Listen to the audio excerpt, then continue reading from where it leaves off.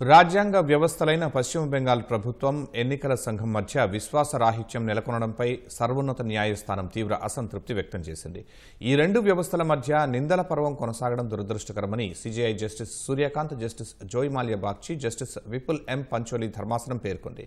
పశ్చిమ బెంగాల్లో ఓటరు జాబితా ప్రత్యేక సమగ్ర సవరణ ఎస్ఐఆర్ ప్రక్రియ వివాదాస్పదం కావడాన్ని అసాధారణ పరిస్థితిగా పేర్కొంది.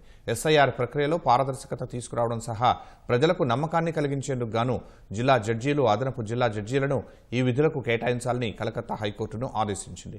ఎస్ఐఆర్ దరఖాస్తులపై వచ్చే అభ్యంతరాలను న్యాయాధికారులు పరిశీలిస్తారని ధర్మాసనం స్పష్టం చేసింది. సహేతుక వ్యత్యాసాలకు సంబంధించి వచ్చిన అభ్యంతరాలపై న్యాయాధికారుల నిర్ణయాన్ని కోర్టు నిర్ణయంగానే పరిగణించాలని సుప్రీంకోర్టు స్పష్టం చేసింది.